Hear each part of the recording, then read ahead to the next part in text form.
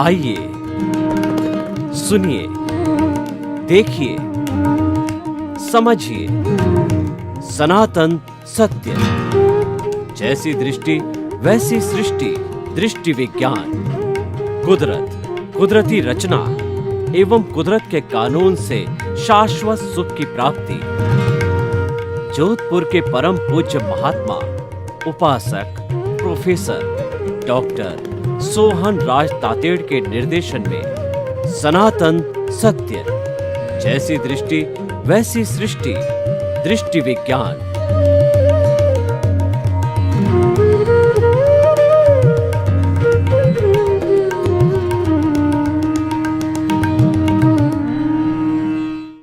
चंदेषु निम्मलयरा आईचेषु अयं पयासैरा सागरवर गंभीरा सिद्धा सिद्धिं मम दिशन्तु सिद्धा सिद्धिं मम दिशन्तु। हे मेरे भीतर विराजमान शुद्ध आत्मा भगवान, आप अजर अमर अविनाशी जय सच्चिदानंद हो। आप अनंत ज्ञान, अनंत दर्शन, अनंत शक्ति, अनंत सुख का धाम हो। आप रिद्धि सिद्धि प्रदाता हो, मुक्ति प्रदाता हो। आप सागर के समान गहरे और हिमालय के समान विशाल हो। आप मुझे मुक्ति प्रदान करो, मुक्ति प्रदान करो, मुक्ति प्रदान करो। ऐसी शक्ति दो, जागृति दो। भाई और बहनों, मातृशक्ति को नमन। आज का हमारा बहुत सुंदर विषय है, शाश्वत सुख कहाँ पर है। देखिए, हम इस बाहरी दुनिया में हर चीज में सुख ढूंढते हैं। इस दुनिया में छोटा से छोटा प्राणी भी जीवित रहना चाहता है, मरना कोई नहीं चाहता और दुख कोई नहीं चाहता, सुख चाहता है। तो मनुष्य तो इस प्रकृति का सर्वश्रेष्ठ प्राणी है, वह तो सुख चाहेगा। तो वह बाहरी जगत में हर जगह सुख ढूंढता है। भोजन में सुख है, कपड़े में सुख है, धन में सुख है, हीरे जवाहरात में सुख है, स्त्री में सुख है, खाद्य पदार्थों में सुख है और धंधे में सुख है। अन्य अन्य सब चीजों के अंदर वह सुख ढूंढता रहता है, उसका टेस्ट करता रहता है, पर वह सारी मृग तृष्णा है। देखिए, गर्मी का मौसम है और एक बेचारी हिरण या हिरणी है, बहुत प्यासी है। तब वो उस गर्मी के मौसम के अंदर समतल जो है मैदान के अंदर इधर उधर ध्यान देती है, तो उसको रिफ्रैक्शन की वजह से ऐसा लगता है कि वहाँ पे पानी है, वहाँ वो भागती है और उस स्थान पर पहुँच के लगता है वहाँ पानी नहीं है, फिर दूसरी जगह वैसा का वैसा दिखता है, भागती है। तो ये मृग तृष्णा है, उसको पानी नहीं मिलता है, यानी इसको शाश्वत सुख है। वो अजस्र सुख का स्रोत शाश्वत सुख का अर्थ होता है ऐसा सुख कि जिसके बाद कभी दुख आए ही नहीं, ऐसा सुख को शाश्वत सुख कहते हैं।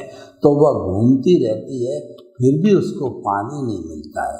और एक देखिए कि जो मृग होता है उसकी नाभि के अंदर कस्तूरी होती है। उस कस्तूरी की महक इतनी सुंदर, इतनी बढ़िया होती है कि उस महक के कारण वो इधर उधर भागता है कि ये कहाँ से महक आ रही है। तो लेकिन उसको मालूम नहीं है। फिर कोई सद्गुरु ज्ञानी पुरुष जो आता है कि ये तो तुम्हारी नाभि में कस्तूरी है और वो तुम्हारी नाभि में ही है, वहाँ से खुशबू आ रही, तब उसको सच्चा ज्ञान होता है। तो हम आपको सच्चा ज्ञान देना चाहते हैं, सनातन सत्य बताना चाहते हैं कि सुख का स्रोत भीतर है, बाहर सुख नहीं है। जो कुछ भी ये जो दिखाई देता सुखाभास है, सुख का आभास है। आपने भोजन किया, भूख मिट गई और सुख मान लिया, लेकिन ये तो भूख हर बार लगती रहेगी और प्यास हर बार लगती रहेगी। और व्यक्ति एक ही तरह कपड़ा पहनते पहनते ऊब जाएगा। ऊब जाने का अर्थ है कि उसमें सुख नहीं है। तो इस तरीके से ये सारा जितना भी हम दुनिया का काम करते हैं मन वचन काया से, जो कोई प्रवृत्ति करते हैं उससे मान लीजिए सुख भी मिलता है तो वो सुख नहीं है, सुखाभास है। तो फिर परमानेंट सुख का दरिया कहाँ है? हम वर्तमान जीवन में सुख और दुख के पलड़े में झूलते रहते हैं। कभी सुख जब उदय प्रारब्ध और कुदरत के कानून और कुदरती रचना के अधीन जो संजोगों के अधीन कभी हमारे सुख और दुख आता रहता। कैसे आता है?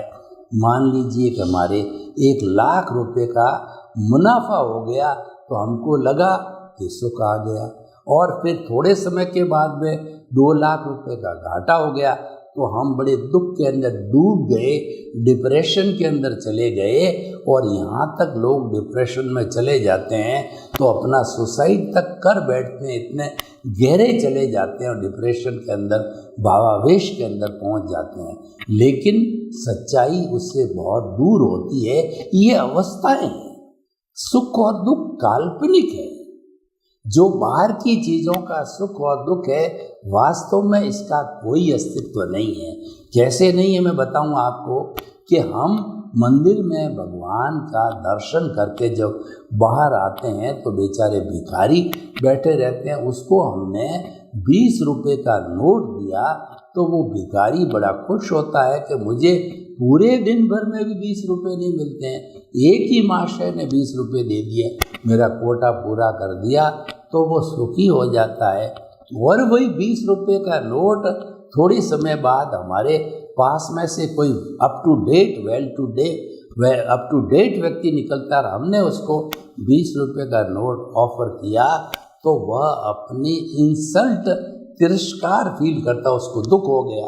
तो अब देखिए वही स्थितियां हैं, तो 20 रुपए का नोट वही है, एक को सुख हो रहा है दुख हो रहा है। इसका मतलब ये भ्रांति है, ये सुख दुख काल्पनिक है, तो ये स्थायी नहीं है, ये टेम्परेरी है और ये काल्पनिक चीज़ें हैं। तो परमानेंट चीज़ कहाँ है? परमानेंट तो हमारे भीतर जो आत्मा का लक्षण है, अनंत ज्ञान, अनंत दर्शन, अनंत शक्ति और अनंत सुख का धाम है, उसके भीतर जो है वो परमानेंट सुख है।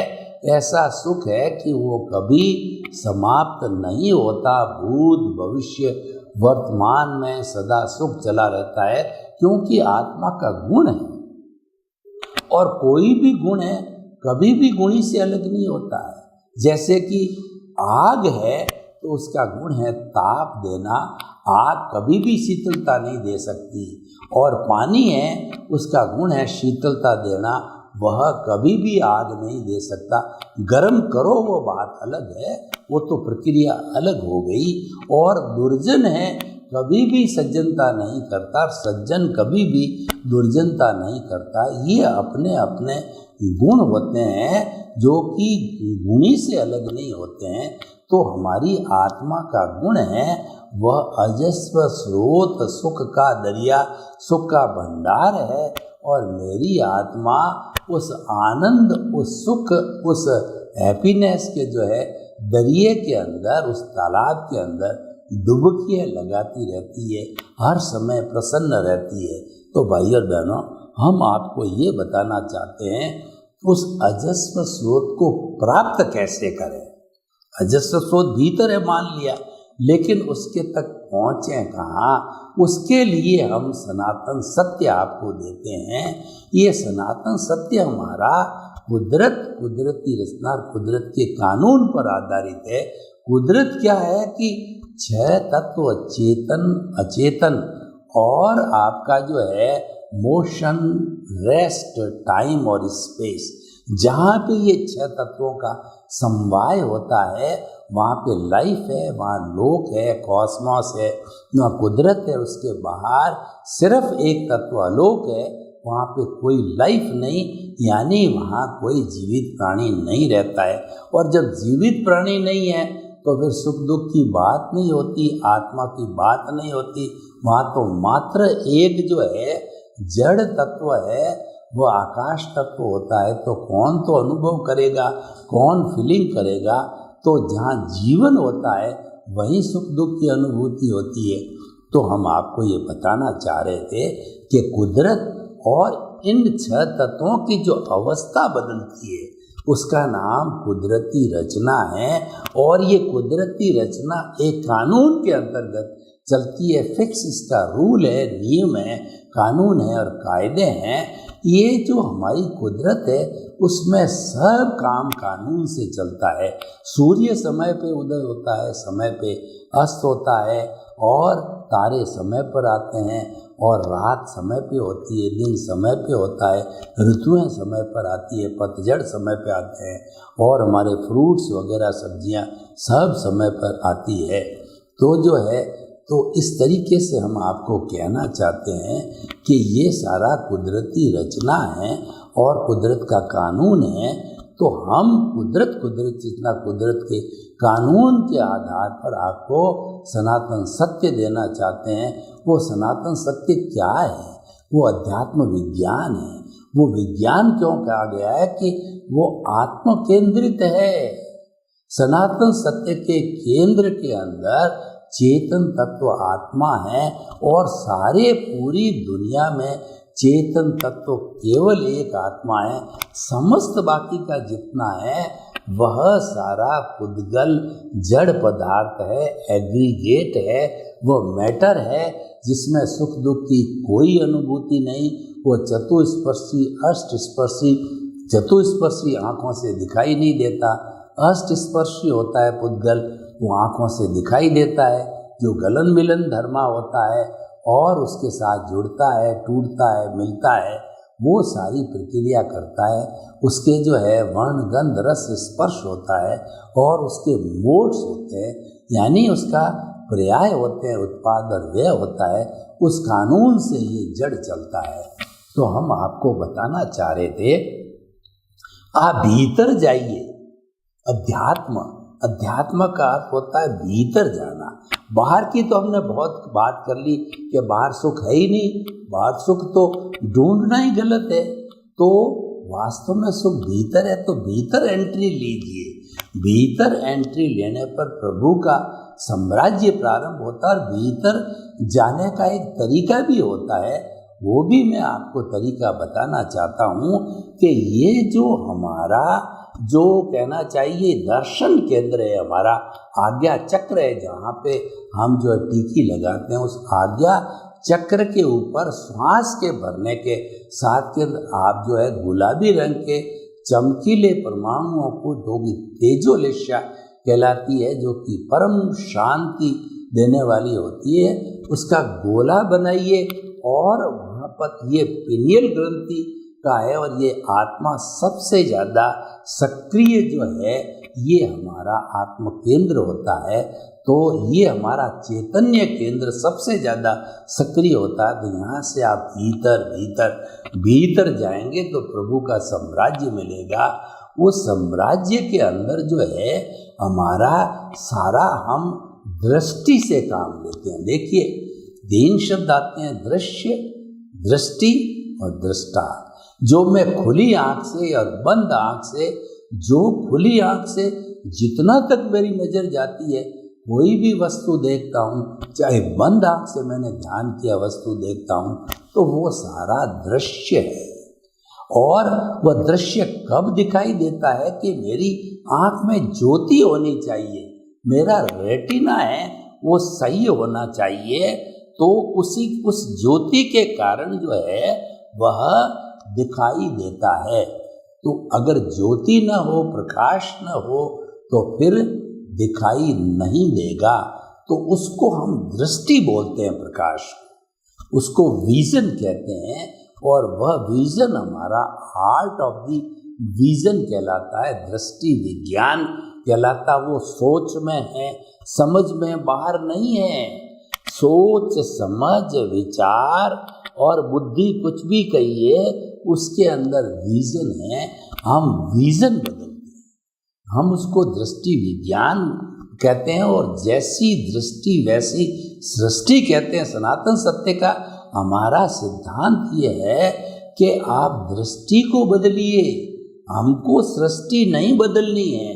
सृष्टि का अर्थ है आपका धर्म, आपका क्रियाकांड, आपका परिवार, आपका धंधा, आपकी लाइफ स्टाइल, आपकी धन संपत्ति, आपकी पूरी परिधि, उसको हम बिल्कुल टच नहीं करते। मन वचन कायता था, उससे जुड़ी हुई हर अवस्था मात्र कुदरती रचना है और वह ऑटो मोड से चलती है, वो प्रीडेस्टिन्ड है, वो व्यवस्थित है और उसमें हमारी एक सांस भी अतिरिक्त लेने की स्वतंत्रता नहीं है। तो हम उस दृष्टि को बदलने की बात करते हैं, रॉन्ग बिलीफ को राइट बिलीफ करते हैं। जो गलत दिशा में जा रहे हैं आपकी दिशा को मोड़ देते हैं। वो दिशा सही क्या है? वह दिशा ये सम्यक ज्ञान, सम्यक दर्शन को भीतर फिट करो, उस प्रकाश के अंदर आप फिट करो कि मन वचन काया से मुक्त ऐसा मैं शुद्ध आत्मा हूँ। इस बात को फिट करो, ये हमारा दृष्टि विज्ञान है। इसके फिट करने के साथ साथ में क्या होगा कि हमारा पद चेंज हो जाएगा। जो अभी तक हम इस शरीर का वो शरीर मेरा है और शरीर का संचालन करने वाला मैं हूँ, यानी मैं मेरा हमारे से निकल करके मैं स्वयं करता हूँ और दुनिया के सारे प्राणी हैं, सारे मनुष्य वो अकर्ता है। यानी आप निमित्त निर्दोष अकर्ता और शुद्ध आत्मा के फॉर्मूले पर आ जाओगे तो उसके अंदर नो ओनरशिप, नो डूअरशिप, कोई भी मालिकीपन और कोई भी जो है कर्तापन नहीं रहेगा। तो आपका भीख और भय समाप्त हो जाएगी और वह समाप्त होने से हम हर चीज़ को कुदरती रचना देखने लग जाएंगे, क्योंकि हमारा तो कुछ है ही नहीं। हम ये मानने लग जाएंगे, जानने लग जाएंगे, विश्वास करने लग जाएंगे, श्रद्धा में जागृत कर देंगे कि हम तो इस कुदरत जो कि संयोग जुटाती है और मन वचन काया तथा उससे जुड़ी हुई हर अवस्था मात्र का संचालन है, कुदरत करती है, संजोगों के अधीन करते हैं। उस कुदरत के हम यूजर हैं, हम सफरर हैं, उस कुदरत के हम गेस्ट हैं।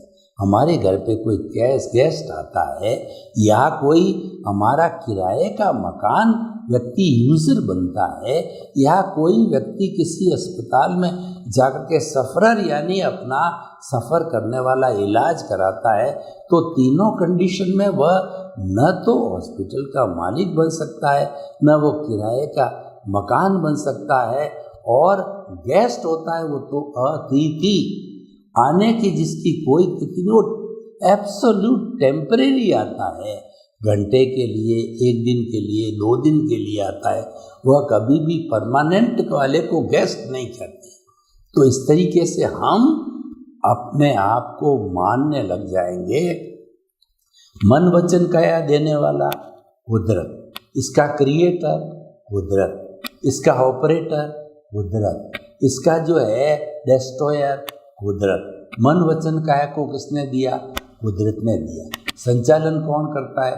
कुदरत करती है। इसको आयुष्य के दिन समाप्त कौन करेगी? कुदरत। भीतर जितना हमारा भोजन पानी और सारे सिस्टम चल रहे हैं उसको चलाने वाली कौन है? कुदरत है। हमको उठाने वाली कौन है? कुदरत है। यानी कुदरत ही इसकी मालिक। जब हम मालिक की भावी समाप्त हो गया तो फिर हमारी कोई रिस्पॉन्सिबिलिटी रहेगी नहीं। देखिए, मैं आपको एक उदाहरण देना चाहता हूँ। आपका पट्टा शुद्ध मकान है, उस मकान को किसी बच्चे ने कांच वाच तोड़ दिया तो आपको बड़ा दुख हुआ। उस बच्चे के पेरेंट्स के पास जाके आपने कंप्लेंट की कि उसने मेरे इतना इतना नुकसान किया। ऐसा क्यों किया? क्योंकि आप उस मकान को अपनी मिल्कियत मान रहे थे। अब क्या हुआ? थोड़े दिन बाद आपने उसी मकान को बेच दिया और पड़ोस के अंदर दूसरा मकान खरीद लिया या किराए रहने लग गए। तो अब वही बच्चा जिस मकान में पहले आप रहते थे उसके कांच फोड़ता है, तो मैं आपसे प्रश्न करना चाहता हूँ, क्या आपको दुख होगा? क्या आप उसके पेरेंट्स पे जाके अब शिकायत करोगे? न तो आपको दुख होगा न शिकायत करोगे। आप तो एक जो दाई होती है हॉस्पिटल में जो कि बच्चे का पालन पोषण करती है, उतनी वो अपनी ड्यूटी समझ के करती है। और माँ होती है उसके अंदर कई तरह का अपना ममत्व मोह वगैरह होता, दाई में नहीं होता है। तो जब हमारा जो है कर्तापन समाप्त हो गया, रिस्पॉन्सिबिलिटी समाप्त हो गई, कुदरत कहती है कि तुम मेरे को समर्पित हो गए। भगवान कृष्ण कहते हैं कि तू चाहे चोर है, लुटेरा है, पापी है, तो मेरे चरणों में आ गया और जो कुछ करता है वो भगवान का है, ऐसा कहता है, तो तेरा निश्चित मैं उद्धार कर दूंगा, क्योंकि आपने समर्पण कर दिया। इसलिए सच्चा समर्पण है, ये कुदरत को समर्पण होता है। सच्चा त्याग होता है वो अज्ञान का त्याग होता है। जब हमने समर्पण ही कुदरत को कर दिया तो फिर हम अकर्ता हो गए।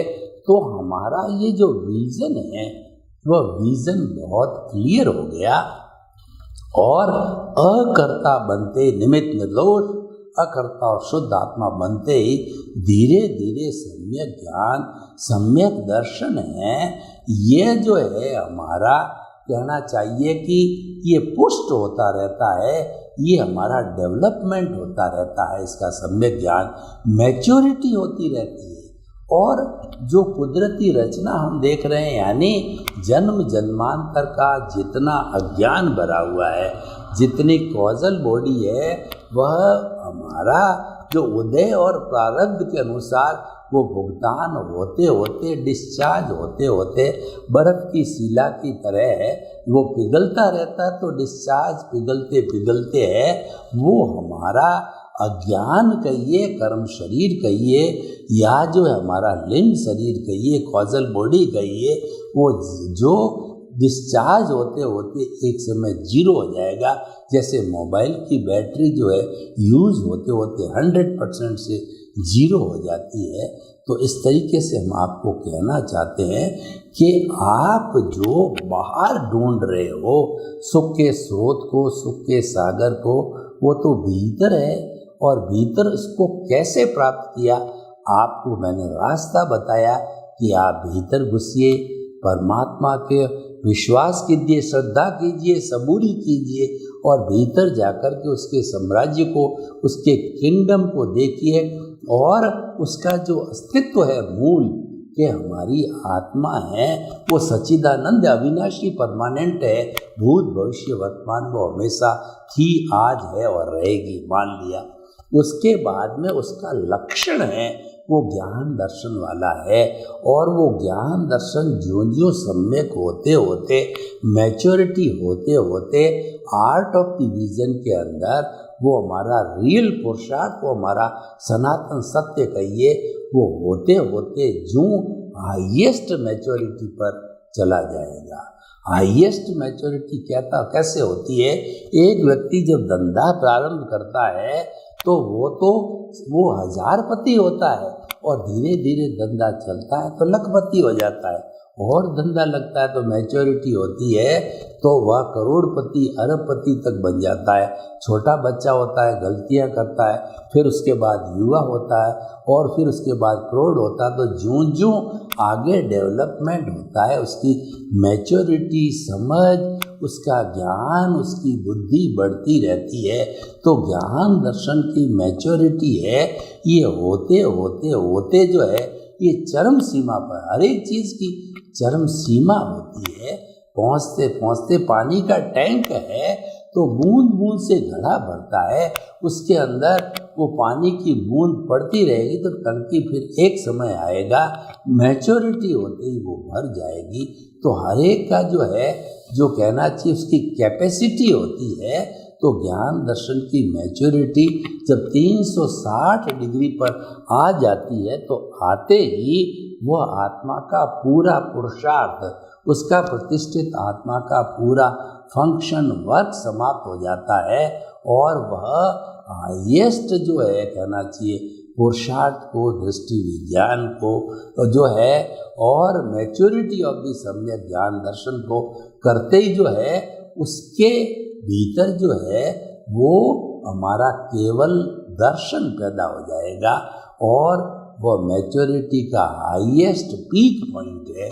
जब इस पॉइंट को प्राप्त कर लेंगे तो फिर अगले जन्म के अंदर मात्र उसके रिजल्ट के रूप में उस आत्मा को सम्यक ज्ञान मिलेगा, और वह सम्यक ज्ञान यानी केवल ज्ञान मिलेगा, और वह केवल ज्ञान जितना आयुष्य है, जितने अघाती कर्म है, शुभ अघाती कर्म है, खास तौर से आयुष्य है, जब पूरा हो जाएगा तो पूरा होकर के वह सिद्ध बुद्ध मुक्त बन जाएगा।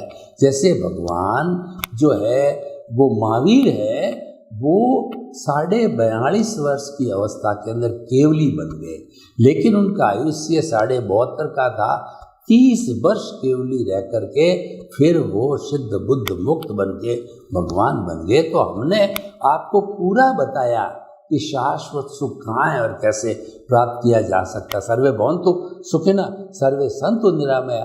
लोक के सब जीवों को सुख मिले, शांति मिले, आनंद मिले, प्रेम मिले, सुख मिले, समृद्धि मिले, और वसुधैव कुटुम्बकम के सदस्य बन करके मुक्ति की ओर प्रस्थान हो। आपके प्रति शुभकामना। ओम शांति।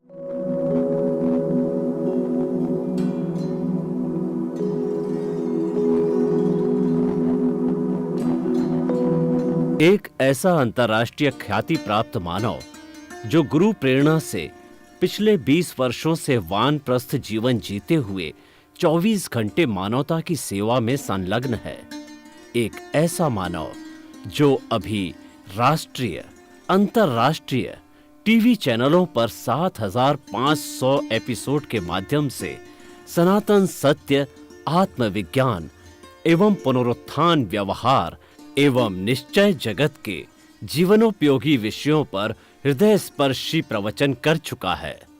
उस मानव का नाम है महात्मा उपासक प्रोफेसर डॉक्टर सोहन राज तातेड़। प्रोफेसर तातेड़ द्वारा योग, दर्शन, शिक्षा विषयों पर रचित पीएचडी स्तर के 250 शोध ग्रंथ भारत के 100 प्रतिष्ठित विश्वविद्यालयों में शोधार्थी पढ़ रहे हैं, तथा वे सभी शोध ग्रंथ वहां की सेंट्रल लाइब्रेरियों में उपलब्ध हैं। महात्मा सोहन राज ने अभी तक हजारों स्कूलों, कॉलेजों, विश्वविद्यालयों एवं संस्थाओं में सेमिनार, वर्कशॉप, कैंप लगाकर लाखों विद्यार्थियों को योग, दर्शन, शिक्षा का प्रशिक्षण देकर उन्हें सुसंस्कारित किया। डॉक्टर तातेड़ ने भारतीय संस्कृति उत्थान के 4000 से अधिक समसामयिक विषयों पर आर्टिकल लिखकर ऑनलाइन जर्नल, पत्रिकाओं, वेबसाइट्स पर प्रकाशित किया, जिसका उपयोग लाखों पाठक कर रहे हैं। उपासक तातेड़ के 5000 से अधिक आज का सुविचार, आज का शुभ संदेश, आज का मंगल भावना योग आदि चिंतन websites, Twitter, blogger, Facebook, YouTube माध्यमों से लाखों लोग अपना जीवन निर्माण कर रहे हैं। मानवता के मसीहा ऐसे महामानव महात्मा सोहन राज तातेड़ के प्रोफाइल को अभी तक विश्व के 20 लाख दर्शक यूट्यूब पर, 12 लाख गूगल पर एवं लाखों दर्शक फेसबुक, ब्लॉगर, ट्विटर और इंस्टाग्राम पर देख चुके हैं।